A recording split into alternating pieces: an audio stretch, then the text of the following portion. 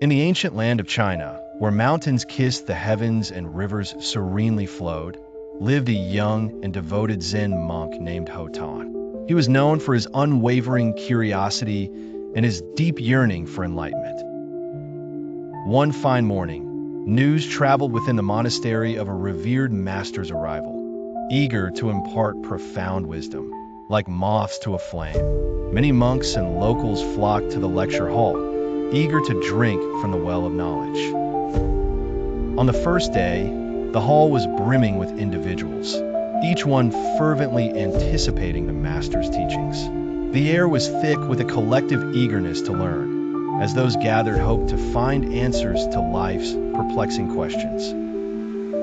The master began his discourse, speaking of life, existence, and serenity, his words intricately woven with the threads of enlightenment. But as the days passed, the seats gradually lost their occupants. One by one, the aspirants disappeared, seduced away by the distractions and responsibilities of their daily lives. By the end of the week, what had once been a lively sea of faces had dwindled to just Hotan, the solitary ember refusing to be extinguished.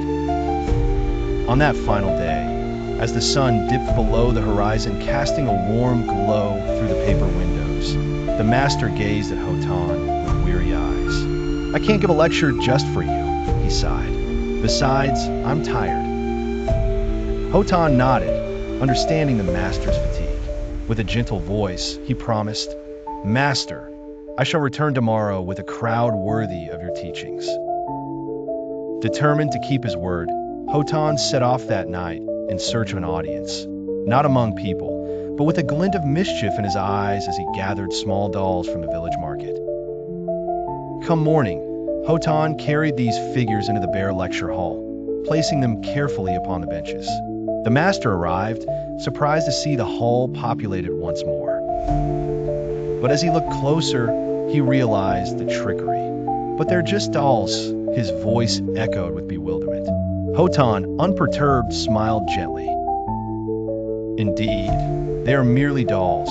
Yet I assure you that those who had previously filled these seats were worth less than these lifeless figures.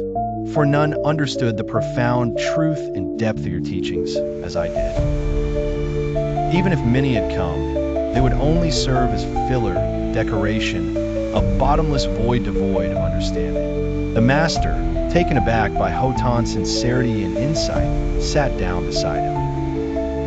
"You've listened with the heart, Hotan, not just the ears," he said gently.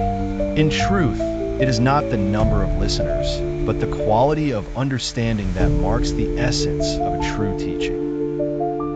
That day, no lecture was given, and yet, perhaps for the first time, everything had been said. In the quiet emptiness of the hall, the profoundness of silence reigned and shared enlightenment, lighting a new path for Hotan.